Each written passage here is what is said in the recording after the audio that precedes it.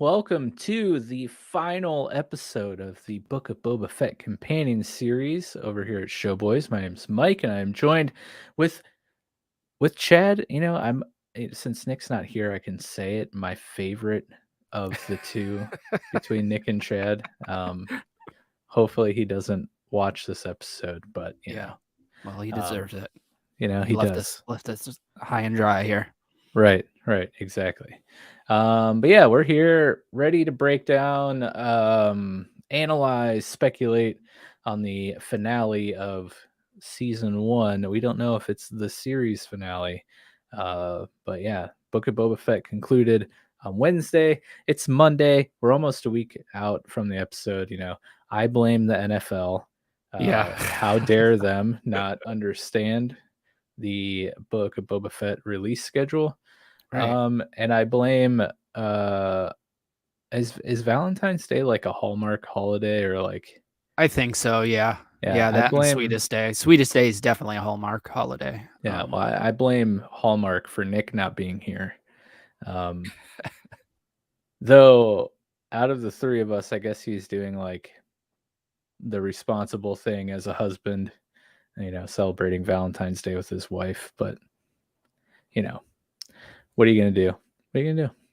We're here. That's all that matters. Before we get into our episode tonight, we want to shout out our top tier patrons, Tim B and Yusuf H. As always, thank you guys so much for your support. It means the world to us. And if you're interested or don't know what the heck Patreon is, you can head over to our page, patreon.com/showboyspodcast. Check it out. It's a way for you to help support us financially. We have some back end costs to pay for. So signing up for a patron would just help alleviate that and help us bring you the best quality content that we can. We have 4 different tiers starting as low as $1 a month. You could help support us. We have a lot of cool perks and rewards over there. So go check it out. Patreon.com/showboyspodcast. Thank you so much, Tim and Yusuf. We love you guys. But yeah, we season finale, I should say. I think you or Nick pointed that out, that it said season finale. Yeah, I mean, I don't know if it feels like it, right? Yeah, I feel like not much happened really. Like a lot happened, but not much happened, if that makes sense. Right. But yeah, I don't know. Have you heard anything official one way or the other on whether or not there's another season coming? No, I have not. But I mean, I think I don't want to say it's confirmed by them putting season finale on there, but if it was just a limited series, I think they would put series finale. Yeah. And that on top of the story doesn't necessarily feel like a complete package. Yeah. If that makes any sense. No, for sure. I feel the same way. I definitely feel like there are a lot of things still kind of up in the air with Boba's story in general, but like we talked about last time, it's hard to tell with these Mando-verse shows because they all kind of bleed into one another. So who knows? I mean, we got some interesting stuff at the end with Cobb Vanth, and I don't know. There's many ways the Boba Fett story could continue, but who knows if it's that in a Boba Fett series. It may continue in the Mandalorian or one of the other spin-off series that are happening here. But what'd you think about the last episode? I thought it was good. I know you texted me and asked me like what I thought about it, and I said it was pretty good, and that's where I stand. I don't, it didn't knock my socks off. There were definitely some really cool parts of it. I loved seeing Cad Bane back. I loved seeing the Rancor back, obviously. But it just I think I went into it with a little too high of expectations. That was my problem. I think it was a good episode. But my main complaint is that whole Cobb Band thing at the end. Like, that doesn't need to be an end credit scene. Like, I didn't even need to know that. You could have just mentioned it, Right. Like, that's not a shocking moment that you put at the end. Like, I would have preferred a Obi-Wan teaser at the end versus that. Yeah. So. Yeah, I don't know if the Obi-Wan would fit like timeline wise, like story wise. But I know what you're saying. No, for it sure. doesn't. Yeah, it doesn't fit. But I have a few gripes that we'll probably get into as we go through the breakdown. Um, but similarly, I think of the last 3 episodes, this one's the weakest.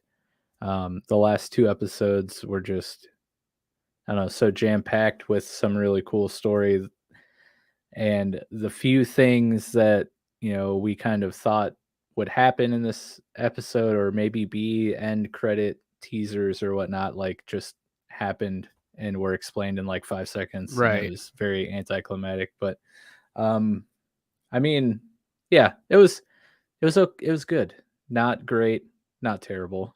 So I think we're on the same page there. Yeah, definitely. I think it feels a little rushed, I think. I think we were building to this story at the end here, and it just all happened so quickly at the end because they Yeah. left it for the very final episode that some of the scenes, including Fennec going through the leadership, was like blink of an eye.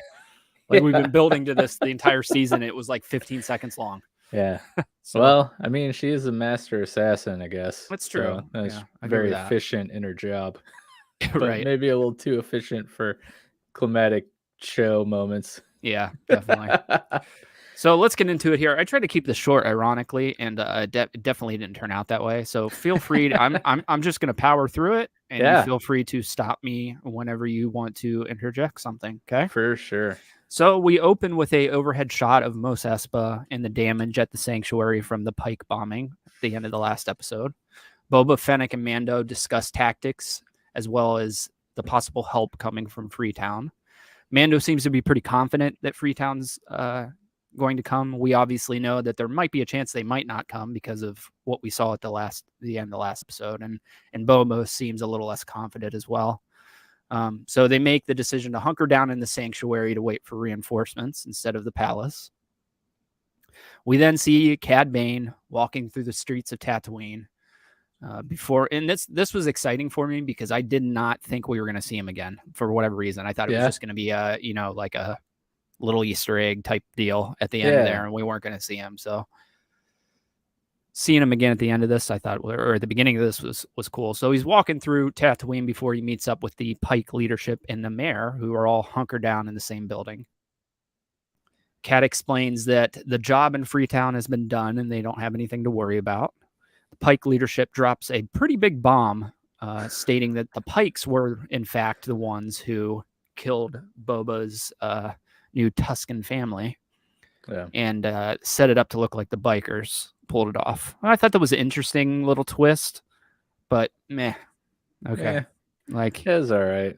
They're already the bad guys. We don't really necessarily need to make them the bad guys anymore. Yeah, exactly. It's like they just basically became domestic terrorists at the last couple episodes ago. You don't need to make them badder. They're already pretty bad in our mind. Yeah, they're already Mexican cartel level of bad. Yeah. So but, I mean, it was kind of cool and like, I don't know, kind of mob like, like, oh, just gonna take them out and then blame it on someone else. Blame it on somebody else. And it worked. I get it. Yeah, it totally worked. Boba massacred, and that could have been more than, I think that was probably the leadership of the Pike saying, we need to get rid of these bikers. What's the best way to do it? Well, let's kill all these guys, and then this dude's going to get mad and kill them for us, and we don't have to even worry about it. So if you look at it that way, then it's a little bit cooler. They don't explain that, but, I think it's a little bit better of a way to look at it. So anyway, the mayor attempts to stop any further bombings, in which he never wanted in the first place. Obviously, he doesn't want his city getting blown up. Bane states that he has an idea of how to draw Boba out. And then our next shot is the shot of the X-Wing flying into Mos Eisley. And I kind of guessed here. That mechanic's in Mos Eisley, I believe. I could be wrong. So we see the droids and the mechanic, and the X-Wing closes in for a landing. And the mechanic heads out to the ship and finds no one but R2 and Grogu, who's in the cockpit. Adorable Grogu, as always, right? Yep. This was one of the moments where I'm like, really? This is going to happen in like a 10-second span of this episode? This is a pretty huge plot point. Right. Massive plot point. And it's funny because it really is kind of breezed over. Like they have a little bit of an interaction. I think in this scene you see that he's wearing the chainmail underneath. You can kind of see it. They don't mention it in the in this scene specifically. But I also thought it was weird that like I get R2's flying the X-wing, but Luke just like throws the baby in the ship. He's like, yeah, take him back to Mando. Yeah. So like what? He's so disgusted with Grogu. Right. He's like, get him out of my sight. Get him out of here. Yeah. I can't take this anymore. Yeah. That was one of the parts that kind of irked me in this episode. Because that's like a huge deal. Yeah, Him for sure. deciding whether or not to follow the path of the Jedi or come back to Mando, and we don't even see it. Like, you just get the mechanic being like, "Oh, that's shiny." Like, yeah, okay, like yeah. what? Yeah, we don't get to see him make the choice. We don't get to see the Yeah. interaction with Luke after he makes the choice. Yeah. Yeah, I did not like this. It was breezed way too, and it kind of negates the entire Luke stuff in all of the show because why he might as well not even be here. What's the point? Yeah, Right. exactly. So anyway, R2 asks if Mando is there. Mechanic says that he's off in Mos Espa and takes Grogu out of the cockpit and starts to feed him, sits him down and feeds him. We move back to the sanctuary where the group is discussing strategies. We get a montage of all of Boba's muscle and where they are posted out through the city. Some more horrifically ugly bike sequences in this as well. Oh, can I get? Let me get another gripe off my chest. The female like of the duo like lead bikers. Yeah, I don't remember her name. She like way overacts every scene that she's in. she does. Yeah, And does not act like a biker. Like she No.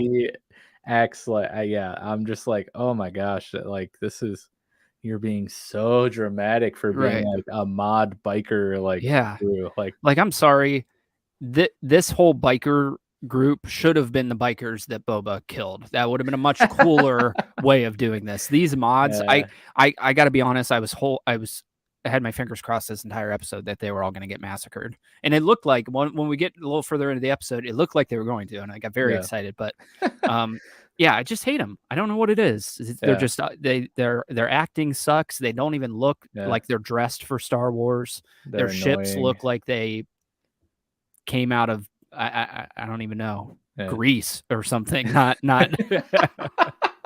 Yes, Greece. Can I just say one more thing? This reflection on my Switch screen, this little ball, I've been trying to figure out what it is for like the last 5 minutes, and I just realized that it's my fan in my desktop reflecting off of this. Because I'm like looking around at all my lights while you're talking, I'm like, none of my lights are changing color. Like, what is causing this reflection? It keeps changing color, and I was like, what's bouncing off the Pokeball to like? And I'm like, so like I was paying the trail attention, there, but huh? I was I had to point that out in case anyone was wondering, which I'm sure what you were was. doing. What you were doing behind the camera there. Yeah. So Fennec is confident that no one's going to be able to sneak up on them, but she gets a surprise when the torture droid states that someone is here to see Fett, and Boba seems a little irritated about it as well. But he makes his way out, and he's met with Cad Bane, and we get another awesome Western standoff here with Fett and Bane kind of facing off. Yeah, dude, I love how unapologetic they are with Cad Bane being a straight like gunslinger for sure. from Wild West. So good. Yeah. The whole interaction here, like I'm assuming all of their interactions take place in like Legends comics stuff. Because everything I've seen, I haven't really seen them interact other than maybe when Boba was a young whippersnapper in Clone Wars or something. But this interaction is very intense. Very intense. Yeah, it's got that nice. You can almost cut the tension between them with a knife. It's super cool. I love this setup. If you go back and watch A New Hope, it's got a very Wild West feel to it. I mean, the cantina is like the saloon. It's got a very, and I think that's what he was going for. Yeah. He draws a lot of inspirations from a lot of different cultures, and that's the American side of what he's doing. Yeah. So yeah, and Bane is just that's his character. Like even in Clone Wars, he's like, I mean, he wears a cowboy hat and a leather duster coat. So I mean, Yeah. it's obvious. Yeah. I love like he's got the holsters for his blaster, like, Yeah, and he like pulls the coat around. He's like, "We can do this now if you right. want." It's so cool, man. It's so cool. I love the way they did him in this. I got to be honest. Yeah, I know people are complaining by the way he looks. I think of we course. explained it pretty well last week's episode where he's He's just an old old, man. man. He's an Yeah. old, yeah, he's an old dude. So Bane tells him to not count on Freetown coming into the fight. Fett is then joined with Mando and Fennec outside, and Bane attempts to talk Fett into allowing the spice to continue to run through Mos Eisley, or Mos Espa rather. And Fett refuses to discuss terms with anyone besides the Pike leader. Cad Bane then tells him about the bomb that was dropped earlier, that Fett's Tusken tribe was massacred by the Pikes, not the bikers. And then Fennec kind of tries to talk Boba down because he's visibly shaken by this kind of revelation. Yeah, he gets a little emotionally Yeah. upset and Yep. almost makes a hasty decision to duel Cad here in the street, and Fennec does a good job of talking him down. It's like, hey, he's just trying to goad you into, doing this. Like we're gonna fight on our terms. Like, don't make an emotional decision that you're gonna regret. So like, Right. she talks him off the cliff, and I kind of like how she, like, you can tell that they've been rolling together for a while because she like understands Boba, Right. and And he listens to her yeah, as well. their partnership is very cool. Like, Yeah. I really enjoy how they work together. Yeah, yeah, definitely. And I like the way they did it where he kind of grasps his gun and then when he decides to not do it, he puts his hand back over like his Yeah, the Boba Fett resting position that he always has yeah, when he's not fighting. Even yeah, even if you go back and watch Empire, he stands in that, and yeah. Return of the Jedi he stands like that too. So I thought it was He, cool. he's a very elegant bounty hunter. For sure, yeah. The one thing that I did notice going back and watching the original trilogy is that in Return of the Jedi, I'm not sure about Empire. I don't know if he even fires his gun in Empire, to be honest with you. But he's left-handed in Return of the Jedi. He might be in Mm, Empire too. He's not in this. Thought it was just an interesting. odd touch. It's Yeah. probably just a change of actors there. Switch hitter, Yeah, He's got to could be. Yeah, just for wore sure. out the left side. Now he's working on the Yeah. right. Depends on So who he's facing in these duels. right. Yeah, which side he needs to shoot from. Yeah. So Cad points out kind of what we have been saying as the viewer pretty much through the whole show, and that's you're going soft in your old age, and that's my one hang up really with this series, and I'm adjusted to it at this point. But Boba Fett was always my favorite bad guy, right? And he Mhm. is seemingly no longer a bad guy anymore. You know Yeah. what I mean? They've been doing a so far up to this point in the episode, doing a great job of like kind of calling out things that fans have made fun of, like Yeah. the new Mando-verse stuff, because even the mechanic, she learns Grogu's name and she's like, Grogu? Oh, I'm not Yeah, that's calling you awful. that. Yeah. And like Yeah. everyone's like, his name is awful. And then like, the whole Beta Fett thing, it would have, I mean, Cad Yeah, pretty much calls it's him cool that Beta they're Fett without right. calling him Beta Fett. Um, It's cool that they're listening to that kind of stuff, and yeah, obviously they're not listening to people's complaints because this was all filmed at once, so they probably knew that that was going to be the yeah, complaint, which is even cooler. So maybe they have a yeah, plan for him, and yep, I'm fine with where he's at because we're getting the bounty hunter stuff with Mando, so that's what I wanted to see. And obviously he's old, and not everybody stays yeah. a Not bad as guy brisk forever, as he used to be. right? So as this standoff is happening, um, or Cadman walks off, I think, and then the mods radio a distress call saying they're being ambushed by locals, and they're in the workers district of Mos Espa, so they're all kind of posted up. Chrysanthemum's at somewhere. The Gamorreans are all posted throughout the city, Yeah. and Chrysanthemum, like in front of the like the mayor's office, I think. yeah, and the Gamorreans. Oh shoot! In the They're in the where like the spaceport area. spaceport. Yeah, that's Yeah. it exactly. So the Chrysanthemum and the Gamorreans start also getting ambushed. The Gamorreans are kind of shoved over the cliff, backed down Yes. the cliff by their attackers, very Rest in 300 peace. style, Yes. and fall to their death. Saw a great Chrysanthemum's meme. getting The Wolverine meme where he's laying in bed looking at the frame, and then the picture is the two Gamorreans. Oh yeah. So Chrysanthemum starts getting, I can't say that name, Chrysanthemum. You can call him Santo because that's what Boba Fett calls that's what him. we're rolling with. Yeah, Santo. Santo. He does call him that. So Santo is also getting like overrun by people. And if you noticed, we don't know it at this point. You can kind of assume. But these are all the groups of people that Fett sat with at the round table earlier on in the season. Yep. The race of aliens are all. So it seems obviously that their, kind of treaty that they had have fallen through. Fennec heads out to Mos Eisley to attempt to intercept the Pike leadership. And the mods are completely cornered. And this was the part where I was like, yes, kill them all. Blow those stupid bikes up. Yes. Make them look a little bit more like Star Wars instead of the shiny little. Yeah. God, I can't stand them. I got to be honest. I'll stop harping on them. I'm sorry. So, so they're cornered. Unfortunately, Fennec comes to the rescue and saves all of them before speeding off on her speeder. And a group of Pikes arrive at the sanctuary. Some of them start taking overwatch positions, and some of them kind of walk right up to the front door. And Mando and Fett spot them and discuss possible strategies for how to handle this. As they are about to head out and start fighting, the mayor's assistant, which is like, I'm so sick of seeing this dude too. I don't know why I hate him. Yeah. So he offers his opinion on how to handle the situation because he took kind of training as a civic council negotiator, and he wants to go out and negotiate on Fett's behalf. Yeah. There's a lot to unpack here from this scene. For sure.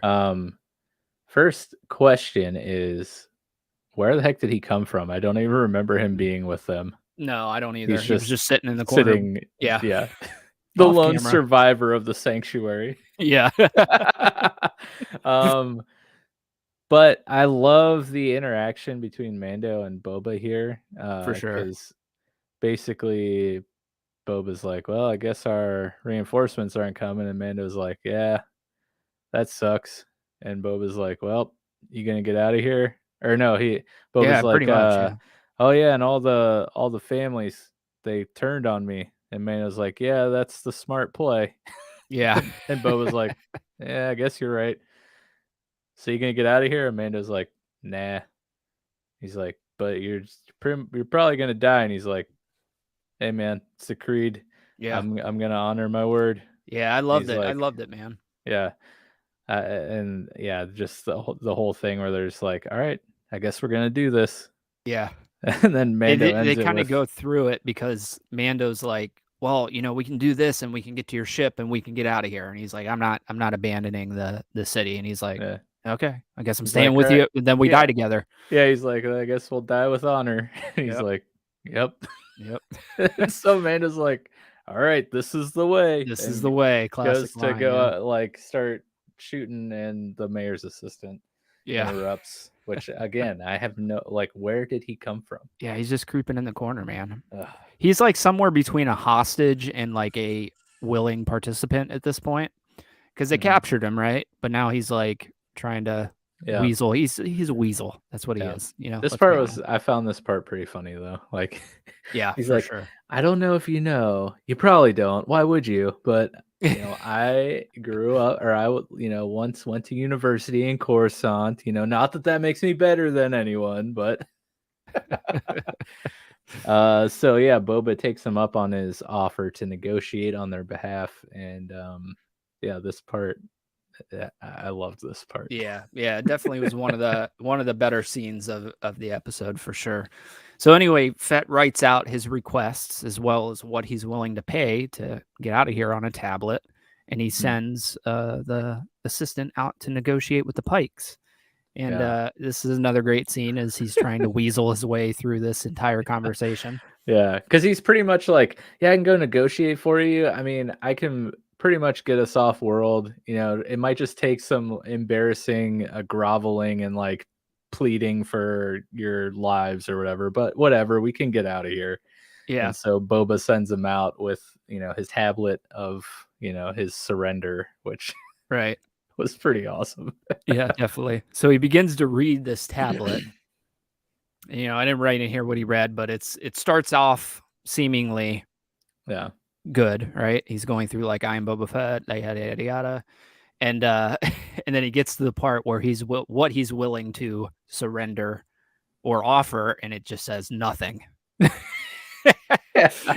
the assistant kind of spots it before he reads it, and like tries. He's like, well, maybe we should see what you want to offer. Read it. Yeah, he hits them up with the nothing, and they like draw their guns. Yeah, and then he finishes the rest of the tablet. Right. Yep. Yeah, I remember exactly what he said.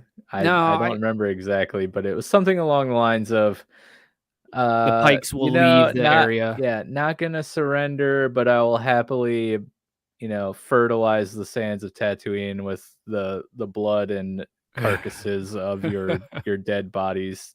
And that's exactly Boba Fett is gone now. The alpha Boba Fett has arrived. Right. Final episode of the show. Threatening to fertilize the sands of Tatooine with the carcasses of the Pikes. Right. It's pretty brutal. And of course, the weasel mayor assistant is reading this to the Pikes, which makes it the best. Right. It makes it perfect. So as the Pikes are about to attack the assistant for his nonsense that he's reading, Fett and Mando come flying out on their jetpacks and begin fighting. And finally, we get to see them use their jetpacks. I feel like, have we even seen them at all use their jetpacks in the show? I know Boba hasn't. Mando has, but I don't. Mando think definitely Boba has. If Boba has, it was in Mando, but not in this series. No. Right. So we get a pretty awesome fight sequence here as, our two heroes use every weapon possible. There's really cool weapons popping out. Boba throws his knee up a couple times, shoots rockets out. Shotgun knees. Yeah, it's really, really cool and well done. But unfortunately, even with all their weapons, the Pikes numbers are just too ridiculous, They just don't stop coming. Every time they down one to replace them. Exactly.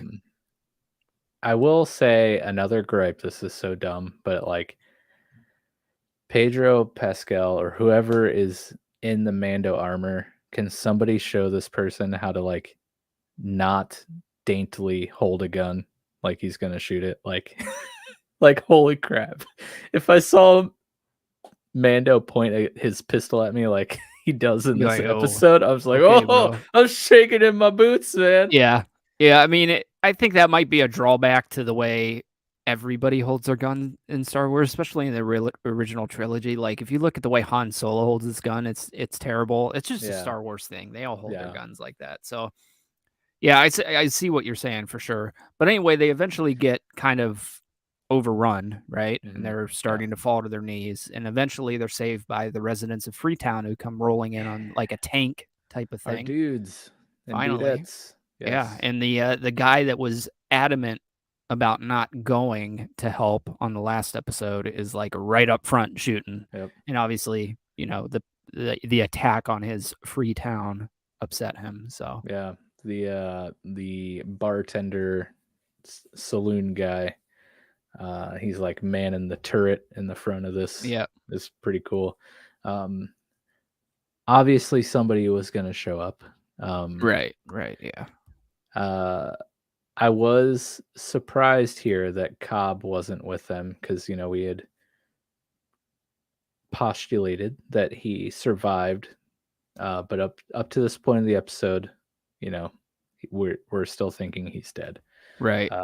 So I was and it's kind of solidified to a point, because I think either somebody asks the guy on the turret, like, sorry about what happened or whatever, and he's like, Yeah. they shot him down in cold blood, and I was like, Yep. oh crap, maybe he is dead, you know? Yep. Rest in peace. Pour Yeah. one out.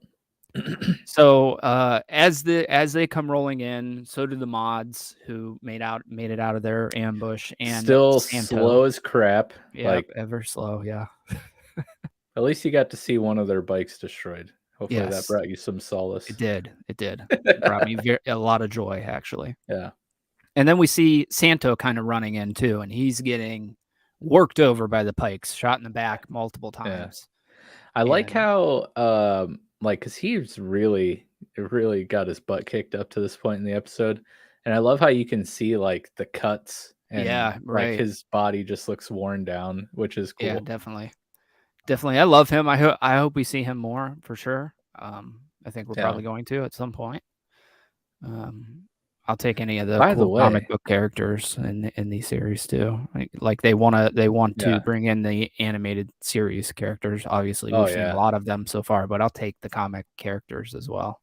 Yep, I'm here for it. But I did want to do a little shout out to our friends at Funny Science Fiction, that podcast over there. Tim was on our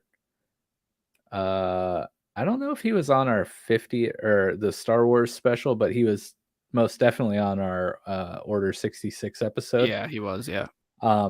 They just recently had, I forget his name, but the gentleman who plays Santo, like who's under the fur, on their show, and he's done actually quite a lot of costume roles. Oh wow, he's a cool like VFX guy. So go give that a listen. He was just on recently. I'm sure it's really interesting. Cool. For sure. Yeah, definitely. But yeah, I really like Santo, and I hope we can see him again, and more of him. Right. Yeah, we didn't get too much of him in this series. Well, I mean, we got enough. Obviously, we don't need to focus on him for the show, but it's just cool to see a Wookiee that's bad. You know what I mean? Yeah, for sure. So as Santo's kind of getting obliterated from the back, Fett kind of goes out and rescues him from the gunfire, and then the Pikes, for whatever reason, even though they're pretty much winning this fight, retreat, right? And it's definitely odd. They all take off running like they're scared of something. And around the corner, Mando kind of pulls up his little visor thing and sees something around the corner of the building. And I thought when I first saw it, it looked like the battle droids from the prequel trilogy, the ones that roll. Yep, that's exactly what I thought too. And I thought it was like a big one of that. So that's what I'm going to call them, battle droids. I don't really know if we've ever seen these before. If we have, I don't know if we have. The mechanic calls them something, starts with an S, kind of like a Scorpio neck droid or something. I don't know. It was an odd thing she says one time in a bunch of chaos. So yeah. Yeah, we'll stick with two giant battle droids. Yeah. So they come rolling in before pulling up their shields, just like the battle droids, the smaller ones have. They have like impenetrable shields that go around them. And they start moving in on the team's position, and the shields are blocking literally everything these guys are throwing at him. Fett's rocket, he fires from his jetpack, kind of explodes in a ball of fire, and you think it works. And it didn't. It didn't even phase it whatsoever. No way. So they're definitely in dire straits here as these two things are moving, and they're big too. Mm-hmm. I mean, they're very large. They're like Rancor size large, maybe even bigger. Yeah, I was pretty nervous as the smoke was clearing. I thought it would be cool if like one of them was like right up on the vehicle they're holding behind and like hit it out of the way. That would have been pretty gnarly, but for sure. Yeah, these were some pretty gnarly droids that the crew here could not do anything against. So they kind of all are collectively just like, oh crap, this sucks, and then they just bail. Yep. Time to run. And they all take off, right? Mando Mando and Fett say they're gonna go try and distract the droids so everybody else can make it out. Yep. And they attempt everything in the book to penetrate these shields. Mando even pulls out the dark sword and attempt to do it. It's not even working at all, obviously. So Fett takes off for, quote, reinforcements, jetpacks off, as Mando makes a break through the streets, and we get a cool little chase sequence, Mando falling and tripping and shooting and running and getting blown up and all kinds of stuff. And then Pele shows up, and she's just like, hey! Yep. What's up? Like, you can't hear the gigantic, like, war battle going on here. Yeah. Right. She's like, Mando, just the guy I was looking for. Look who showed up. And Mando was like, turn around. She's like, what? I'm just like, I thought it was cool because the carts, you see a lot of those carts being used in Asia where they have like a man running with people sitting in the back, and that's what this is. But there's a droid, you know, carrying the cart around, and she kind of like, you know, he's like, turn the thing around, and she's like, turn around, and they spin around real quick. I love that thing. People might hate that little cart thing. I thought it was cool. Personally. Well, no, we saw one in your favorite scene of the series, the super epic Fast and Furious scooter chase. Oh, really? On. Yeah, this was crossing the street and they plow through it, or what? Yeah, exactly. Yeah, you know, I hate that scene, but that's not the reason I hate it. I think this cart thing's kind of cool. Yes. So, but yeah, she basically tells Mando like, "Hey, Grogu's here," while a giant droid is bearing down on them, and Mando's like, "Oh, hey, but like you get like the little reunion." Yeah, I loved it. I loved him jumping Yeah. into his arms in excitement. I loved it. I mean, here, I don't care what you say. Grogu is a crappy name, but he's adorable, man. I can't get over it. Everybody, I think, thinks that he's adorable. So, yeah, for sure. And it was kind of heartwarming that Mando noticed he was wearing the armor. You know, he calls it a shirt, which is pretty lame. Come on, Mando, it's not a shirt. I don't know. Maybe it is in Mandalorian culture. They just wear extremely uncomfortable Beskar shirts. Beskar shirts, yeah. I hope they wear undershirts. I don't know, but yeah, he sees that, you know, his gift got to Grogu. Mando doesn't know the choice that Grogu had to make, so like he doesn't understand the weight of that decision. And who knows if Grogu actually understands, since he's, you know, in his species, like very young, infantile stage of life, right? But Mando notices, and I don't know, it was just a really cool scene, like a son reunited with his father. Yeah, I dug it. I mean, I thought it was cool. I would have liked, like, it's just a chaotic moment to do this. You know what I mean? Like, we've seemingly been waiting for this reunion for a while, and it's kind of very quick because there's a huge battle going on, right? Yeah, it's just like when Grogu arrived, just done very poorly. Yeah, definitely. I agree with you. I think this should have been maybe the end of the episode. He comes flying in. The end credit scene would have been more perfect for this. Or he arrives when he is like saving Mando from being, you know, pummeled by the Rancor, and then after that they have their moment or something. Yeah, it would have definitely been cooler. And then to go back to your thing about him not understanding the weight of what I think he does understand the weight, obviously, because any kid, if you put like a shiny lightsaber or a shirt down, they're gonna pick the lightsaber every time. Yeah, and he knows that the shirt would have got him back to Mando. So I think he does know what he's doing, even though he acts like a infant. He's you know, there's a lot going on in that little brain of his. Is what I'm trying to get at. That's true. So eventually the cart pulling droid is destroyed, causing the cart to fly up in the air, and Mando kind of jetpacks and grabs Grogu in a nice little slow-mo sequence before he hits the ground.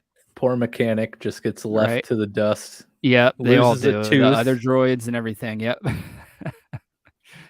So as they hit the ground, we kind of hear a large roar off in the distance. And I don't know if, I mean, I knew what this was, obviously. I think everybody probably knew what was coming. Yeah. But we see two giant claws grasp over top of the building. And Fett is on the back of his Rancor and begins fighting the battle droids. Yes. And it's working, right? They're beating the shield down. It's turning red, and it allows Mando to slip in to the back of one of these shields, and he hops on top of the giant droid, takes out his dark sword, and starts slicing off limbs. And I thought this was cool. I love the dark sword. Every time I see it, I love it. Yeah. I need more of it in my life. So Yeah. The whole Rancor, I mean, we get an obvious parallel a little bit later. But being a huge fan of Cloverfield, it just reminded me of for some sure, scenes yeah, of Cloverfield. definitely. But yeah, I mean, you totally called it earlier about Boba riding this into battle somewhere. Yeah. This was a very cool scene. I loved seeing the Rancor fight the droid, and like the Rancor obviously took some damage with some shots and stuff. I don't know. The whole fighting with the droids and the Rancor was very well done. I enjoyed a lot of it. It was super cool. Yeah, I liked it a lot. It felt like a monster movie, man. A lot Yeah. of sequences through here. Even at the end, when we get to that, it's we get like a kind of a drawback to the original King Kong movie where he's up on the Yeah. tower. So the whole sequence is cool. That's funny about the Cloverfield thing because his face even like is reminiscent of Cloverfield as well. Now that I think about Right. it, minus the like oxygen sacks on the side of his head or whatever those things are. Yeah. Did so like in the original trilogy, did you see the Rancor at all? Yeah, you do. I just watched Return of the Jedi. He's in Return of the Jedi when Luke falls into the pit in Okay. Jabba's palace, and they have a little fight sequence there. He does look a little different in the original trilogy. Obviously, he's not CGI. The face is a little different. This one has like a bull nose Yeah, that ring. he like puts the Right. freaking thingy. Yeah. I can't, words suck And that might be hard. why it's there, so he can ride it. That makes Yeah. sense. But I think it looks cool there regardless, and it's a The totally different reins. color as well. That's what I Reins, there was you go. Yeah. reins. But yeah, I was wondering because maybe the Cloverfield monster was a little bit inspired by the original Rancor, so maybe that's kind of why we're seeing some Yeah, similarities there. could be definitely. I love Yeah, that movie, man. I know, I don't want dude. to. I don't want to get a Ugh, Cloverfield kick here, but man, such a good great movie. movie. I didn't really necessarily care for the sequels or whatever they are supposed to be, but Yeah, that I original mean, movie. the first one's great. 10 Cloverfield Lane is great as a separate entity, It's like it's a completely different style movie, but like fantastic movie. And then Yeah. Paradox was just Yeah, whatever Paradox. that was. It's It funny was because I think I might even like Paradox more than 10 Cloverfield Lane in the Cloverfield universe. Because yeah, it feels like a Cloverfield movie, especially at the end, right? yeah. But Yeah. yeah, I don't. That I movie think we're supposed does to be getting a sequel, right? allegedly. Allegedly. Um yeah, in hindsight, the things that Paradox does for the potential Cloverfield universe far outweigh, the Oh, quality for of the sure. movie. It Well, it opens up a lot of possibilities. I just appreciated the other one because I think it was like the Super Bowl. They put a trailer up and they were like, "Oh, hey, it's out now," and I was like, "Oh, I had Yeah, no yeah. idea this was even coming." Yeah, So that's exactly. awesome. By the way, So you can my watch this. excitement, yeah, my Mhm. excitement for it was really cool because I wish more people would do that with games and stuff. Just like, hey, here's a trailer, and by the way, you can download it now. It's just a cool way to do it. Some stuff you don't need to build hype for, right? Yeah. So anyway, Mando is able to use the dark sword to disable the shield on the droid. Unfortunately, the droid is still active, and he kind of gets a drop on Mando. And Grogu uses his little adorable force ability to pull what I think is like a bolt out of it. Yeah, yeah. Kind The of, noise that happens when yeah, Grogu gets hit by this part is so funny. yeah. It's freaking adorable, man. His I love his little noises. So the Rancor kind of moves in after he had like I think the droid had like a grip or like stabbed Mando maybe and was holding him down before Grogu Yeah. pulled that off, and then it kind of pulled him off Mando, and then the Rancor kind of moves in for the killing blow there. Mhm. So, Cool sequence. I'm not gonna lie. I dug every minute of the sequence. Yeah. Yeah, the droid kind of like steps on Mando's leg or something with one Yeah. of his but yeah, the force pull of the bolt and Grogu getting hit with it reminded me of his training sequence with Yeah. the ball Yeah. or whatever. Yeah. Yeah, and when he gets shot, he's like, "Ah!" Yeah. Oh man, but yeah. Yeah. This, Love this whole those little street Grogu. sequence with these droids, very, very cool. Yeah, definitely. Definitely. I liked it. I think it could have been totally lame if they didn't pull it off right. And it didn't end up being that way. So anyway, the like I said, the Rancor kind of moves in for the killing blow, and then we see the mods and the Freetown residents are fighting the other battle droid, obviously somewhere else in the city. Yeah. And before the Rancor comes and kind of smashes it through a building, and I just this is the scene where I noticed the acting of the chick that you were talking about. Oh, Was the sequence there? It's horrendous. I'm sorry. yeah. No, the part that got me was actually the first time she's in this episode in the ruins of the palace, and she's like, Yeah, "We can't leave. we can't leave. We Yeah, gotta, yeah, we yeah, can't abandon the people." I'm just like, shut up, dude. You're in yeah. like some mod biker gang. Like, what do you care about the people? Right. But yeah, this is my like fourth, I think. I don't remember what count we're on, but like my next complaint is a lot of like practical and logical things in this episode got me for some reason. Usually pretty good at suspending disbelief, but like Right.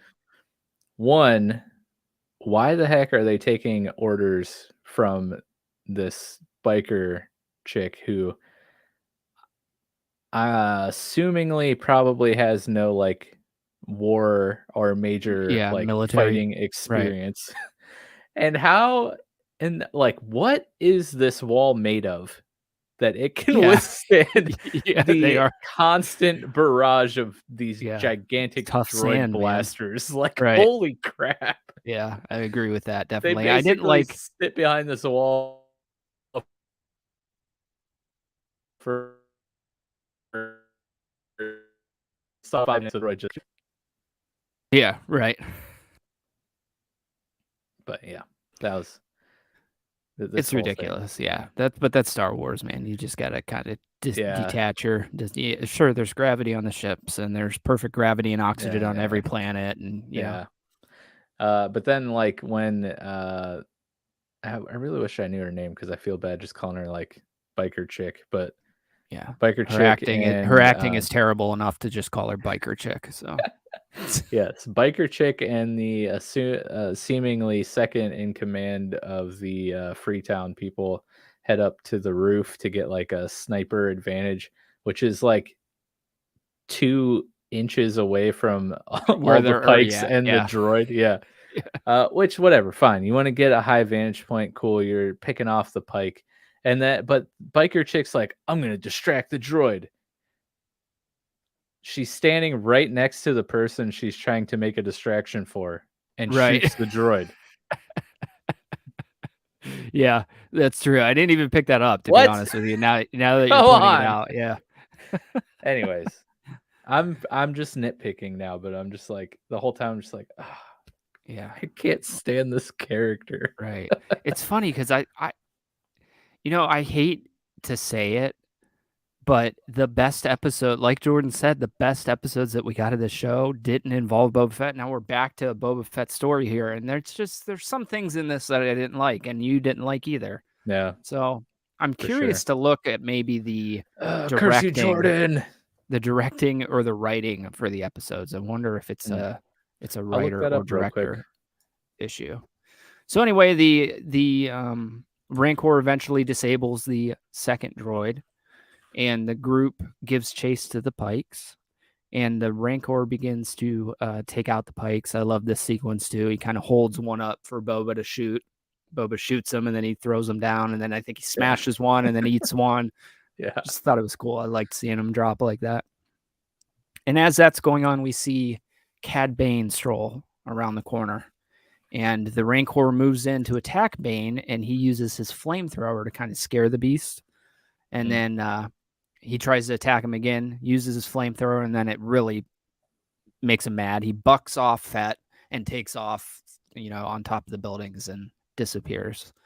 So we get another cool Wild West standoff here with Fett and Bane as they discuss the situation that they're in.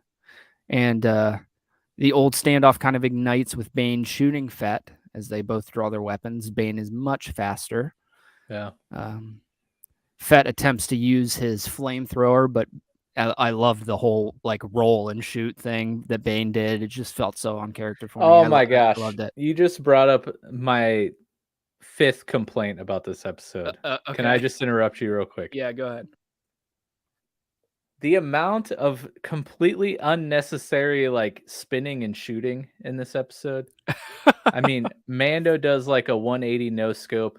Whatever, it's Mando. He can get away with that. But well, now that I have IMDb up, I can look and see character names. Scad is the male biker dude, and Drash is my least favorite character. So at one point, Scad does a completely unnecessary ballerina twirl down to his knee and does a perfect shot as he's crouching down. And I'm slow-mo, stupid, why? Come on. More biker crap that is awful in this, Anyways, continue. But that being said, I did really enjoy the Cad Bane roll and shoot. No, I thought it was that done one well. Made sense, right? That one made sense. Yeah. It's just I know I keep saying this, but it feels like they plucked those freaking bikers out of Harry Potter and put them in here. Their moves don't make sense. Their outfits don't make sense, especially the dude with the long gray trench coat. Dude looks like he doesn't even belong in the universe. Yeah, so, they're just what character designs does the CW no longer use? Right. That's a perfect way to put it. Absolutely. That's funny because I've never watched a CW show, and I just started watching a show called Kung Fu, which is a remake of an old show. Yeah. And it's just like that. The outfits are terrible, the acting's terrible. It's So what did you find out director-wise? It was directed by Robert Rodriguez, who does all the Mando episodes pretty much. So that's kind of a little surprising because I mean, he's a long-time director in the Mando-verse. And this is also... So it's not him that's the issue, obviously. Yeah, but here's the other thing. The writers, Jon Favreau, George Lucas, and then Noah Clore, which, okay, I'm going to blame it all on him, but I'm assuming... Frickin' Noah, man. Out of those three, if Noah wrote something stupid, I'm sure George and John probably wouldn't let it slide through. So... Right, John. But does George? Is his writing just on here because he did the movies? Yeah, it's just or is he actually writing? Just says based on Star Wars by George Lucas. Oh, gotcha. Okay. So the writers were Jon Favreau and Noah Clore. But yeah, I mean, there's some weak stuff here, and I can't continue to freely give Favreau, a pass. Yeah. Sometimes he has to be held accountable. Right. Definitely. Especially when it adds up over the episodes, Mm-hmm. So anyway, Bane rips off Fett's helmet before holding him like a gun right at his head. And he's very, how we've kind of seen him through this entire series, kind of weak and overpowered, right? He's the beta Fett, right? Is that what you called him? Yep. And he looks totally incapable. I can't take credit for it. That's the internet, but... The internet, yeah. So he looks totally incapable. He's defeated is what he looks like. He's sad looking. He's just laying there. And before Bane can fire, he quickly sweeps to his feet, pulls out his weapon that he made with the Tuscans, sweeps Bane off his feet and disarms him in the process, and then stabs him in the chest, leaving Bane's lifeless body in the sand. Yes. And this right here, that felt like Boba Fett. Yeah. That's one Yep. of the only things in the series so far that felt like Boba Fett. Like he Yeah. just went total alpha male on Cad Bane Yeah. and Besides, like, maybe obliterated. the time where he goes to the saloon in the middle of nowhere, Yes, what that that too. Yep. part, but, like, this part was pretty dope because, I mean, I'm sure some of those bikers were probably pretty tough dudes, but, like, this is Cad Bane. Right, right. Um, Maybe the most bad dude in the universe. exactly. Um, but my favorite part is, like, Cad channeled his inner Kanye West and, like, his dying breath gasp was in auto-tune. Did you notice that? No, I didn't notice that. Dude, go back and watch it. It's like I'm his not gonna be able final to he's like unhear it. yeah, he's like, but it's like straight up like freaking Auto-tuned. that character from Trolls, like Guy Diamond or whatever. It's like, seriously, please. Oh man, that's Oh, hilarious. please I watch did. it and You do get to see him without his hat on too, because his hat kind of yeah, falls off as yeah, he. And I don't know that we've. I'm sure we have in the cartoons at some point, but I don't remember off the top of my head. But the yeah. last thing that we see is kind of a slow panning shot over Bane's body, and he does. I think he's alive. Obviously, I think that one of two things: either that beeping thing on his chest is like his heartbeat still going, or it's like a tracker that some droid's going to come pick him up and throw him in a back to tank, and we're going to be good to go. I don't think he's dead here. Do you? I would hate to see it, but also like he's pretty old at this point, so like I would be okay with him being dead. That's true. Yeah. But they do like, the beeping thing is not noticeable in any other scene he's in, and Right. they make it a point to, like, Obvious. make a Yeah. beeping sound. So, something's going on there. What that something is, I'm not sure. But as much as I love the character of Cad Bane, I mean, I think it was really cool that we got to see him, but, like, he's getting up there, right? Oh So, yeah. Yeah. He's very, from what we determined last episode, he's like in his 70s, which is yeah, very old for that race that he is in the yeah. Star Wars universe. Like So elderly. So yeah. So, as sad as I was to see him, like, die, like, I kinda feel like timeline-wise, he kinda has to. he has to. Yeah. That's a Sometime good soon. point. If he's not dead right now, like, it has to be soon because he's approaching ancient, you know? Right. Or True. maybe next time he comes across Boba and they get in a duel, like, he'll just have a heart attack Yeah. from old age. He just drops over. Yeah, I think I'd rather him be stabbed in the chest by Fett Yeah, than have yeah, a heart yeah. attack. Yeah. But so anyway, we flash back to the city and we see that the Rancor starts kind of trashing the city and going crazy. And this is the callback to King Kong where he's holding Mhm. on the side of the tower, which I thought was awesome. Yeah. And Iconic. iconic, very iconic, yeah. Yes. And this whole sequence feels like a monster movie, you know, it's straight out of King Kong or Godzilla or Mhm. something like that. But Mando makes the attempt to move in and kind of corral this wild beast as he's trashing the city. And he is quickly overpowered. And I love the mechanic during this part. She's like, "Oh, your dad's gonna be fine, Grogu." Yeah. And he's like, "Ooh, spoke too soon." As he's Yeah. the He's getting his Rancor's like, head chomped yeah, on. Yeah, I like how he bites and then he's like, "Oh, that was really hard." yeah, And then he's really like, hard. "I'll just rip his head off this time." Yeah, And, like, chomps down and starts to pull, and, of course, Mando, he's a uses spicy the little flamethrower. Mandalorian, Yeah, throws his flamethrower in the mouth there. yeah. Rancor's definitely not a big fan of fire, apparently, No, because we good to see it know. multiple Keep times that in in this. mind in case So I ever the come across one. right. Maybe in a video game. Maybe we'll get to flamethrow one in a video game. Ooh, yeah. So the Rancor is obviously agitated by getting flamed, shot down his throat, and throws Mando to the ground, and then jumps down off the tower and moves it on him. And now we see yet again Grogu coming to the rescue, which is this kind of a common thing for Mando being saved by Grogu. Yep. And he's slowly walking towards the Rancor and puts his little adorable freaking 3-fingered hand up and starts using the Force and makes the Rancor go to sleep, which I thought was hilarious. He just Yeah. lays down Sleepy and puts his time. head down. Yep.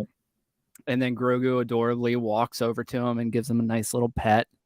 walks over next to him and like checks out his teeth and then Yeah. lays down and goes to sleep, Snuggles curled up up right to him. next to him. Oh, it's so freaking adorable, man. Yeah.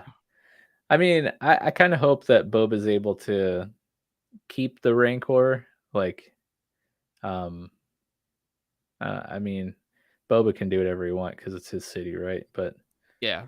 I mean, he did kind of totally trash that Right. district. Yeah. Like the whole city's gonna be like, here, bro. We appreciate that you brought this thing here to save the day, but you can't bring it back out ever again. Put him back in the cage. Yes. Yeah, he is now an inside Rancor. Yep. So now we move back to Mos Eisley, right? And we see the Pike leadership, and their deal's starting to fall through, right? Everyone's starting to say, hey, like our guys are dying, we're leaving. You know, things are going bad in this leadership room. Yes. And as they're trying to discuss what's going on, we start seeing members shot through the building, right? And I loved this. Like I said, I felt like it was just such a quick end to this entire thing. Yeah. That being said, it was cool because she shoots a couple of them. She strings up the mayor by his neck and pulls him up. Yes. And then there's just the lonely Pike leader, like looking around with his gun, and then he gets stabbed in the back. It was cool. It was just very quick, man. I'm talking like less than 20 seconds, probably. This whole sequence plays out. And then she just bolts up the stairs and leaves. Yeah. I feel like you don't have to rush out of here, you know, right? Because you just killed everybody. There's nobody in here that's going to see you. Yeah, I like the symbolism of her stabbing the Pike leader in the back as he was able to get everyone to stab Boba in the back by turning definitely. On him. I thought it was funny that of all the people, she strings up probably the heaviest person there. Right, yeah. But I liked it because he was such a tool through the whole show. You know, he's just such a passive. Yeah, he's boring. You know, I'm glad. I was glad. Dweeb. Yeah, he is a dweeb. So that kind of puts a wrap. Where do you find his neck? Like, right? Where is it? Yeah, it's very.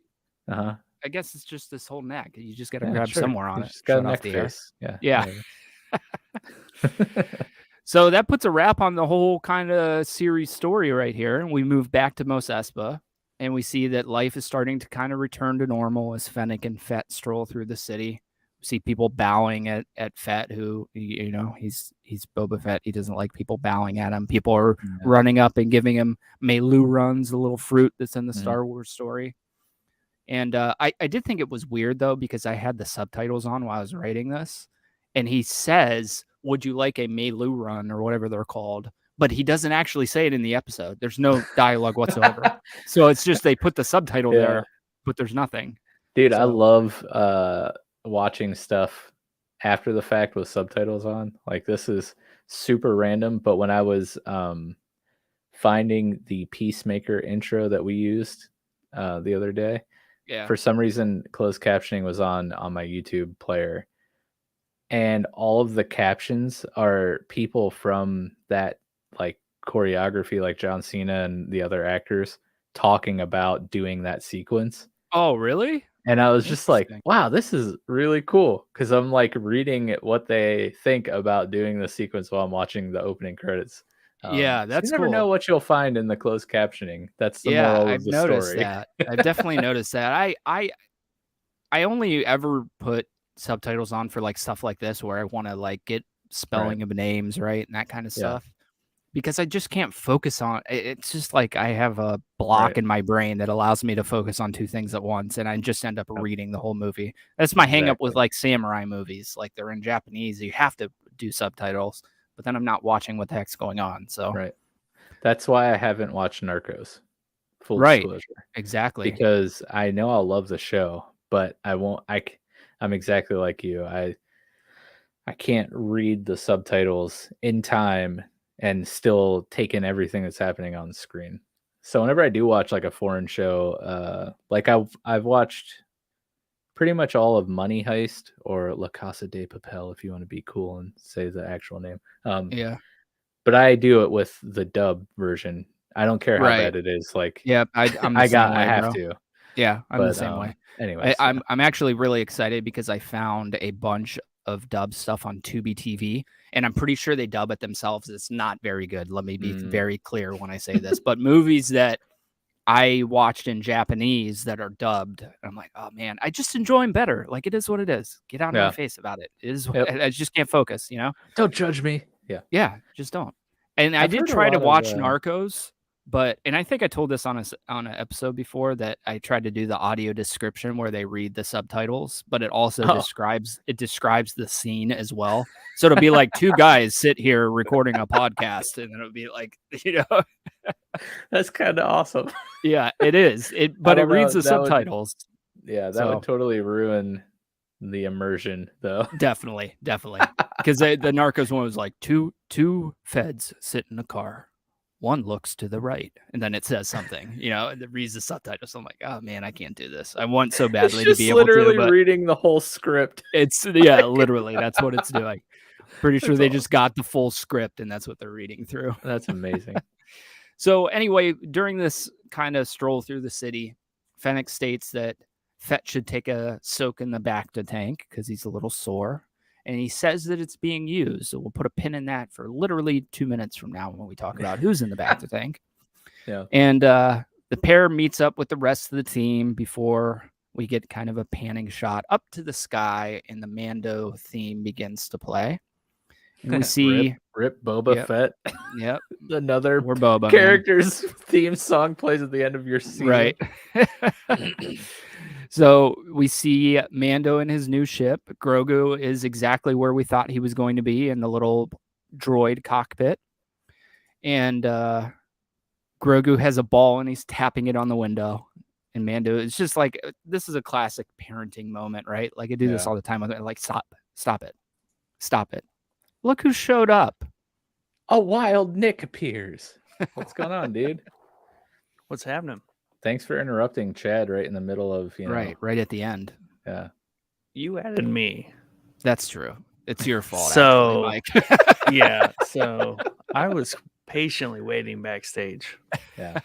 Anyways, continue. And then he's tapping the ball on the thing. Mando's trying to get him to stop, and then he becomes obnoxious. So he's like, tick, tick, tick, tick, tick, tick. He's like, okay, fine. It's just it's a cool parenting moment. I loved it. Yeah, for sure. And he says, fine, this is the last time though, and he takes off in the ship, and it bolts off in the distance. We get a cute little Grogu flying back in his seat. Doesn't make any sense because there wouldn't be gravity, but it's fine for Star Wars, So we see that off in the distance, and that leads us to the end credit scene. And we already kind of talked about it.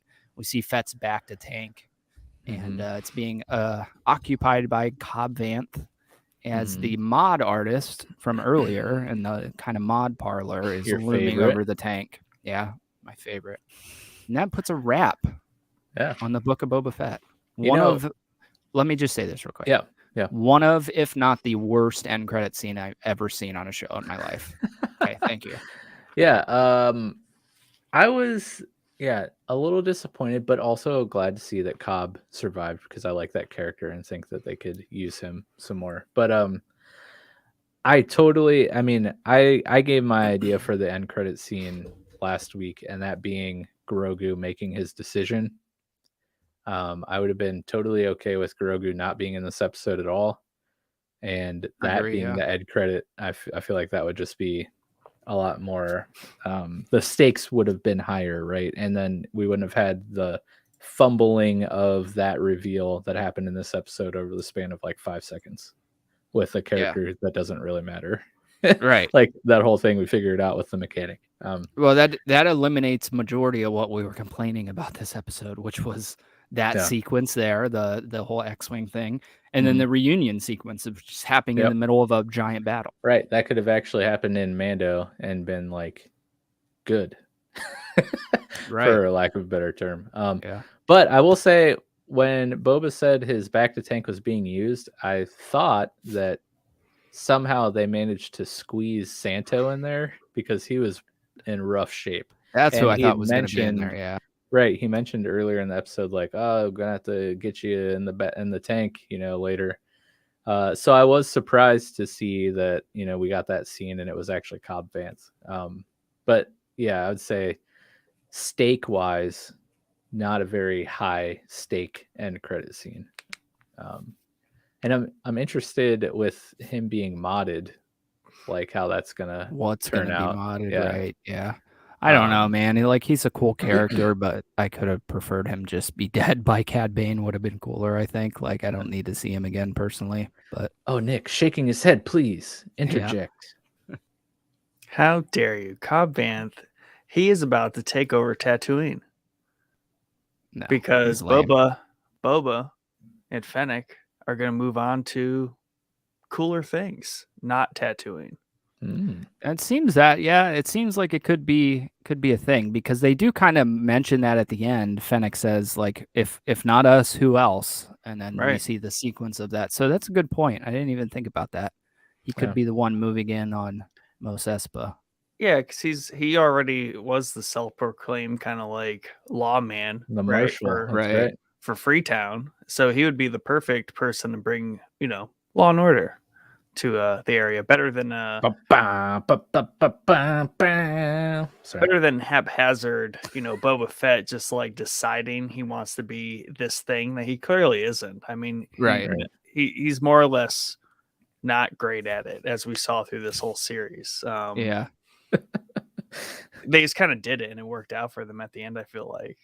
Luckily. Yeah, that's a good point, and that leaves some excitement for if there is a season 2 of this, that we could get off Tatooine and have a little bit more of a globe trotting adventure. I know that who's the actor that plays Boba Fett? What's his name? Tamir Morrison. Yeah. Stated that, and Jordan's gonna hate this, and I think we dropped it in Discord. Jordan somewhere, hates everything, but he said that he wants to go after. Oh my god, I'm blanking on the name right now.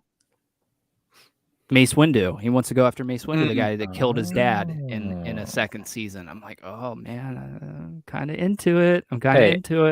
After Darth Maul survived after being chopped in Right. half and then falling down who knows how long of a bottomless tunnel. Yeah. Mace Windu could 100% be alive. Did they ever cover how he got to the trash planet? Did he just like end up in like a trash chute and just yeah, that's where the tunnel ended, in a completely Right. other trash planet. Dark side, man, it's powerful. Yeah, hey, you never know. But now that you're with us, Nick, what did you think of this final episode of season 1 ? I definitely think it's the end of season 1. I think we're going to definitely see some more Boba, Fennec Shand, as I kind of alluded to, right? Not on Tatooine, getting back to more of their usual. Instead of Boba Fett, we can just call it Boba Fennec. Yeah, Boba Fennec. Yeah, they'll just merge their names. Yeah, I think we'll get a season 2. And I think Tatooine might be after Obi-Wan. But I don't even know. Obi-Wan might not even really take place a lot. I don't think it's Tatooine. going. Yeah, I don't think it's going. I feel like Cobb is positioned to be the like de facto Tatooine lawman, and he'll make appearances, and Tatooine will be fun in small doses, like it should be, and they'll be able to. Fennec one is a very underused. She has a lot of room to be used over and over again, much more than like Boba Fett does, but they're kind of like a package deal. So I definitely see a season 2, and they're just going to have some misadventures onto like maybe the next crime or like scum and villainy part of the galaxy. It'd be cool if they ended up going to the Pike Planet and like wrecking shop there, or who knows? There's tons of stuff in legends in terms of like the scum and villainy of Star Wars. Definitely, for sure. I did like overall. I liked the episode. It was a action-packed finale. I did like how they kind of held up in that, ruins. All very Western. I always just love those elements. For sure. The Scorpion droids, once they got going, I was like, yeah, this is pretty cool. But at first, I was like, why didn't they lead with that? Like, right. Just throw like 40 Pike bodies at the problem. Then like, all right, now bring in the two. Now bring in the 2 droids. Yeah, the boss. So I thought that was a little silly. And also, how did Boba get back with the Rancor so fast? Like, jumping through the city, man. Who knows? We never Just- see that. Do we see those True. things? Like we His only see him in jetpack like a is, cage, He could have had it parked in the city, you know. right? his That's- jetpack's just really strong, so he like harnessed up and then Flew him around, flew yeah. the Rancor. With Boba and Mando coming out of that place hot on the jetpacks Yeah, was that was just cool. awesome. Definitely. I mean, I think it played it safe. It, you know, it was the big finale to an otherwise kind of overall mediocre story, if you Yeah. will.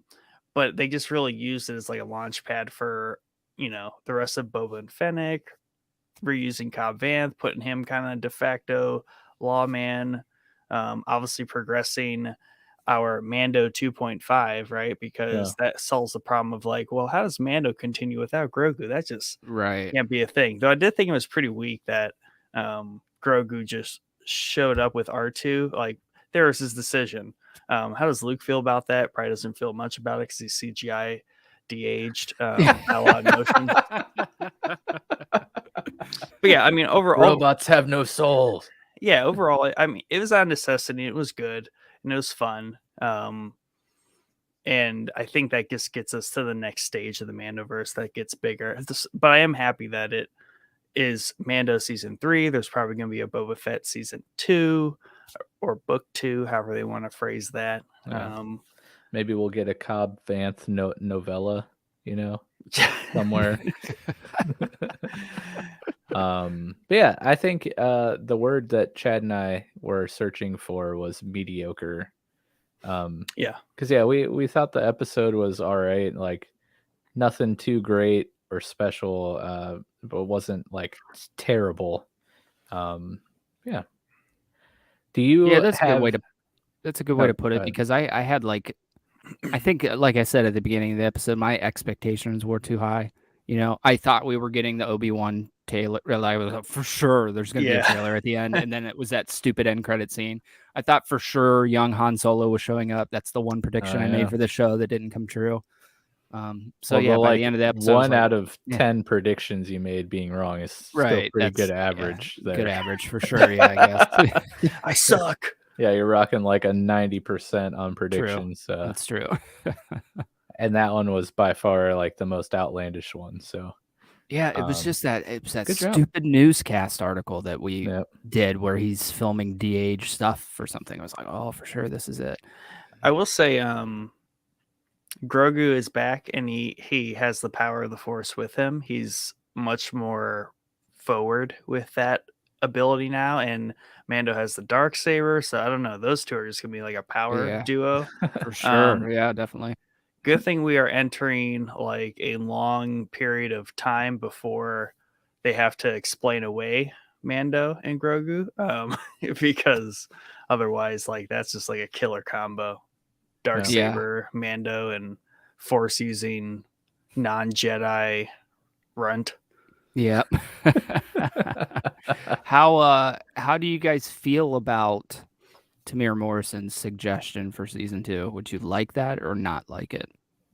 What was his I'm suggestion? cool with it. Going after that he Mace Windu. goes to hunt down Mace Windu. You know, Mace Windu just lost a hand. He fell out of a building. He could have landed that like a Jedi with like one hand on the ground, like obviously one hand. I think he's bound to come back to Jordan's dismay. Yeah, that could be it. Though there's issues with how much they built up the whole Tusken thing, and then they kind of just like tossed it away. Also, big sad we never got to see Tusken Ninja. I know I was gonna say that definitely made me sad. So, but we did get the cool like use of the staff and some of those moves that he practiced, but not enough. I wanted the ninja. Yeah, and now we just basically have to assume Ninja's dead, and that was just like a really sad, cool character they kind of tossed. I think the reason also I like that character a lot is it reminds me of Enfys Nest from Solo. Yeah, because that character was just badass. Right. But I don't see Boba, if they care about that whole first half of like this series and what they built up there, I don't think Boba would have any ambition to go track down Mace Windu, but he's a very gray character at this point. He doesn't really have a lot of direction. True. You know what I mean? He just kind of does things. Like he never Right, really gave any exactly. vindication why he wanted to be the crime boss. He just decides, like, you know what? I'm gonna show up. I'm like Cap, Bib Fortuna, and I'm just gonna do Yeah. my thing here. Well, you know, he had And his near-death experience, so now he's just checking off things off the bucket list. true. Yeah, that he wants to do. Yeah. And the classic Man of Steel moment. We must protect the city and not destroy it. But I really need this Rancor to win. So Right. Let's destroy the city. destroy the city. Yeah. Well, at least unlike Man of Steel, the city appeared to be evacuated. Whereas I know, right? Superman Where'd everybody and go? whatever his name is, like, probably murdered thousands of people. Yep. That's everything. Collateral. There's no people. That was all. I mean, yeah, I don't know. poor Gamorreans. They just fell off a giant cliff. Oh, They yeah. They made it. sure did. Yeah. Oh man, That is odd that now that I think about it, there is no people in the city, right? None. Do we even get any Zero. sequences of them running or anything? There are random. I don't know who the random people were that were really poorly hiding under tables when the Rancor was about to Right. eat Mando. Yeah, there was those people. If those were Freetowners or not, but Yeah, And that's very and, odd. Yeah, that's why this episode, almost as a set piece, was just like a requirement, right? It's just like, okay, they built up all this stuff, so they just kind of had to have it happen haphazard to any sort of progressive storytelling, right? They kind of toss that to the wind, and the whole city just seemed like a set piece and very, very okay corral, kind of, in Yeah. sense that, like, there's no one around. It's just the bad guys and the good guys, or the good, bad, and the ugly, and they just got to duke it out. right. Go ahead. No, I was gonna inhaling. say, but it does further push what I've kind of mentioned in the past on here, and that's in terms of this very kind of layered storytelling in the Mando-verse that they got going on. So that's the big thing I like about it, just because they've kept all those doors open. For sure, yeah. I'll be interested to see if Boba makes an appearance in Mando season 3 in some capacity. Yeah. And that feel like maybe furthers his story for season Yeah. 2, and they just keep doing this. Yeah. Which I'm fine with. Yeah, I'm kind of sensing the MCU approach where it's just everything tells one continuous story. Yeah. and Right. People pop in and out, and even though it's a Spider-Man movie, you're going to get a heavy dose of Tony Stark. Yeah, true. Yeah, and, definitely. likewise. So, yeah, at this point, the series titles are kind of somewhat meaningless. So I'm sure Boba, he didn't die, so I'm sure he'll pop in every now and then. The Ahsoka series we know is taking place during the same time because it's Rosario Dawson. So who knows? They might cross paths with Ahsoka, but I definitely see him, showing up with Mando at some point because, I mean, he did already help Mando, but Mando, that interaction right before they face off against the Pikes there, I feel like Boba's gonna remember that. Yeah, that was just like a whole new level of like repaying debt. He's just like, we're probably gonna die, and Mando's like, yeah, this is the way. This is the way. This is the and way. like Boba offered him a way out at least 2 times, and Mando's like, no, dude, I'm here by your side till the end. So like, I think there's definitely a respect between the two, but I think, from that point on, they're always going to have each other's backs. So I wouldn't be surprised to see Boba return in Mando. Yeah, and I did read an article though about the general overarching thing to remember about Boba, and I think it also applies to Mando, is that while they do have things like honor, some nobility, a moral compass, and things like that, they are not really heroes. Right. there are no more heroes than they are villains. They exist very much in this gray space. Boba, because he's Boba Fett, right? Cad Bane leaned into it real hard. Like, you're still a killer. You still do what you do. Yeah. Whereas Mando is still kind of just a bounty hunter, right? And he's also a Mandalorian. Mandalorians are not neither good nor bad. They've been completely on both sides of everything throughout all of Star Wars. And he's got the dark saber, and that is no sort of heroic agenda either. Like, that thing is nothing but like a weapon of conquering. Right. So, so I think it's also important to remember that just like these aren't hero stories. Like, we're very much just telling stories still about like the wider universe. I think they very much sometimes in a selfish, like vindictive kind of way, but mostly just out of their like a Mandalorian culture is like they just do what's best for them in that situation. So like if partnering with the good guys helps them in that situation, that's what they're going to do. If partnering with the bad guys is going to help them in that certain situation, that's what they're going to do. They're all about like self-preservation, Right. At least that's what I gather. But yeah, we'll see what happens for sure. I wanted to ask you, Nick, did you think Cad Bane actually died or not? You took that right off. I was waiting to ask him. Did you catch his Kanye impression in his dying breath? What was the beeping? The beeping. Yeah. As his lifeless auto-tuned body he had that is sitting there. Lifeless auto-tuned body. He had something on his chest that was flashing and beeping.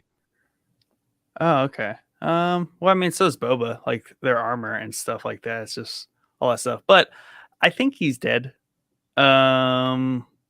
Just because he's really old. He's like 71 years old. That's what I said. But I think, and they also just killed him off really quickly, but I think that was just to tell the end versus he's going to be in other stuff. And, they're going to backfill his story more. And he has plenty of story too. So it's just kind of like, let's just show how this character dies. Because I'm pretty sure like we know how Maul dies, but like we're going to get more Maul, hopefully, fingers crossed, in the future. Right. True. But do we know how he dies? Because he's not dead. But he does die. Obi-Wan. Yeah, he's dead. Oh, he dies in Rebels. Forgot about that. Dude. Sorry, bro. I totally forgot about that. Trying to have a non-spoiler conversation here, and Mike's just like, wait, what? Yeah. Wait, who? But I do think it's nice because, live action is like the canon, right? I mean, you have Rebels and Clone Wars, but like not many people go out of their way to watch the animated stuff. So seeing a live action Cad Bane, even though it was for like, 5 total minutes screen time, just being like, yes, this character definitely exists because I mean, he had a long span in the animated series, but like now he's in something that everyone is going to watch. Like he exists. Yeah, but now he's dead. There's a certain like award you get once you get brought into live action because you just get brought to a wider audience and then you're just more known, period. So I think it was just a necessary thing to do that, and that he was the big cameo, kind of like Luke Skywalker was the last time, and it's nice to have a big cameo be a kind of more of a deep cut character, I guess, because he's only animated. But I think I would start to be more agreeing with Jordan if they brought Cad Bane back post this death, because I would be like, all right, now, like, no one ever dies. That's the thing. Like, you die in like live action, especially when you're old. Like, you just need to kind of stay dead. Yeah. I was telling Chad, I don't know if you caught any of this because you're being like a good husband and like spending time with your wife for Valentine's Day, unlike us who are on here doing this show. As sad as it made me to see him like die so quickly after getting to see him in live action, like it has to happen because he's so old. Like how Yeah. much longer are we gonna have, the 70-year-old Bane walking around killing people before he like has a heart attack during one of his duels of old age, It also reestablishes a little bit of Boba's real nature, right? Because it's in the first time in the series they really kind of address Boba's otherwise unsung past. He is a bounty hunter. He's a cold-blooded killer. That's Yeah. what he does. And Bane made that a point, be like, I don't know what you're doing, dude. Like, Yeah. you're going soft. Like, you're trying to do this thing that just Yeah. isn't you. And I'm quicker than you still, and I'm gonna blast you real good. Yeah.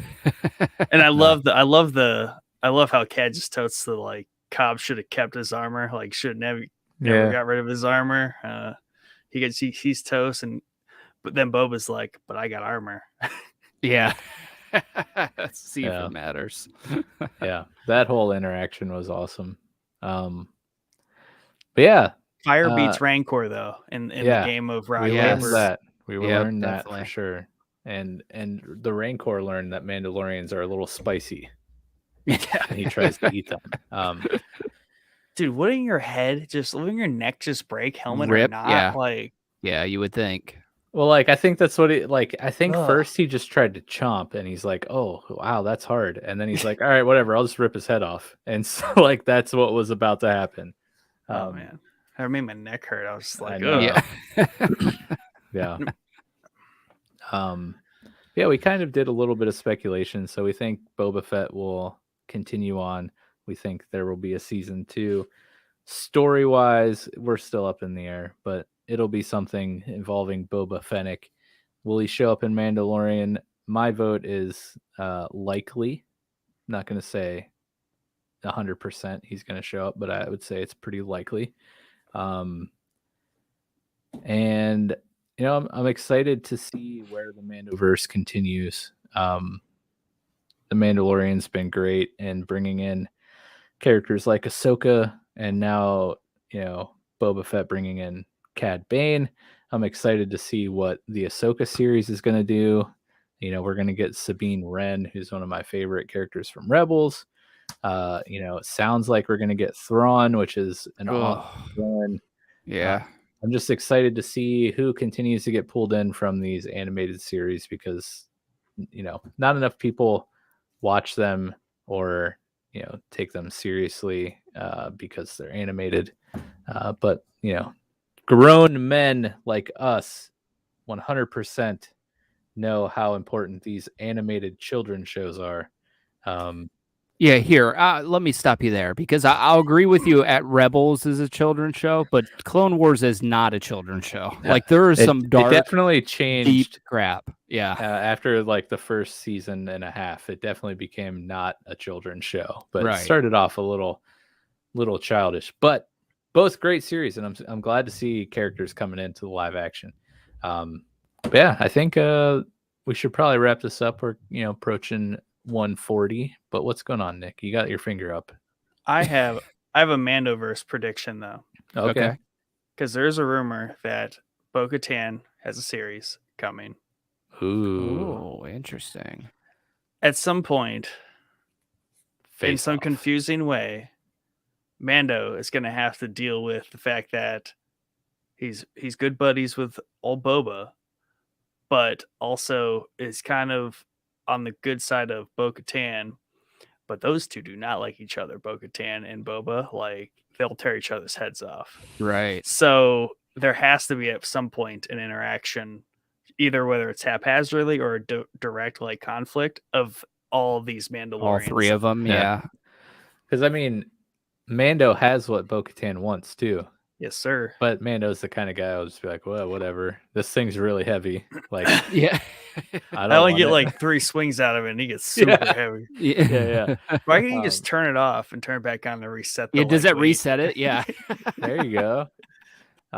Just mid swing, just turn off, then recharge. That'll be very interesting because, Bo-Katan is awesome. And from Mandalorian season 2, we saw in that like saloon bar scene the animosity between Boba Fett and Bo-Katan. So that's great. Yeah, you bring up a good point. I totally Bo-Katan slipped my mind. Another great animated series character coming to live action. So, good thinking out of you, Nick. You come on for half an hour making great points. That's what I do. Yeah, what do we have anything going on this week? I know we have our Thursday night episode that Chad will not be on because he hates Aw. Peacemaker Twice in like a row, man. big It feels dork. weird. Feels Oh, weird. it's about to be 3 Should have went times to the in a row, Bahamas or so, something. Yeah, Is exactly. it really 3 times in a row? Oh, Pokemon. Yeah, because he's got the Pokemon thing next week. Oh man. Yeah, so we got a few big episodes coming up the next 2 weeks. This week, Jordan, Nick, and I will be breaking down the second half of Peacemaker season 1. Been a freaking awesome show. I am loving it. Last week's episode is pretty great. I don't understand why Chad doesn't like it. Oh wait, he hates John Cena. That's why. Yeah, as he nods his head. And his bizarre veins. God, I can't get over him, dude. So veiny, so gross. Oh my god. But we're done with the companion series now until the next show pops up. My money, if I was a betting man, I would say it's probably going to be the next Star Wars show, but they're banned. Maybe we'll have some companion series diversity one day. The Boys just needs to come out. All Star Wars companion series are put on Thursday episode status, companion series level. We just can't do another companion series on Star Wars. Yeah. As much as we all love it, I think the companion series needs a break from Star Wars. Yeah. Newscast was supposed to be tonight, but due to the Super Bowl, we moved the companion series finale to tonight. So the newscast will be next Monday, and then, like we alluded to, the following Thursday is going to be a Pokemon Legends Arceus mega episode featuring myself and 2 other giant Poke fanatics, Peace Love Ames and my friend Jared from the Play Along podcast. So I'll be looking forward to those. Catch Chad's streams in the afternoons over on Twitch. Sifu, is that what you're streaming these days? Did you make up your mind? I know you beat. It is for now. Yep. Nice. Sifu Dias, because he did beat. Yes. He just beat Fallen Order. I did. Yes, great game. My gosh. Yeah, that was fun watching you do that. Sifu is probably not going to be it'll be fun for you guys to watch, not fun for me though, because it's not. I'm just going to be getting obliterated. It's going to be kind of similar to Nick playing Sekiro when I eventually do the walkthrough. I'm just watching die over and over and over. Yes. Yep. I watched your hour playthrough after you beat Fallen Order, and I've watched BioCiv play a few times. That game looks very punishing, but it's very punishing, it's hard in a fair way. It's not just a bunch of BS stuff. Typical Dark Souls stuff. You got to be good at it. So make sure you tune to that. BioCiv's streaming it as well. And yeah, someday I'll get back to streaming Uncharted 2. Just been 4.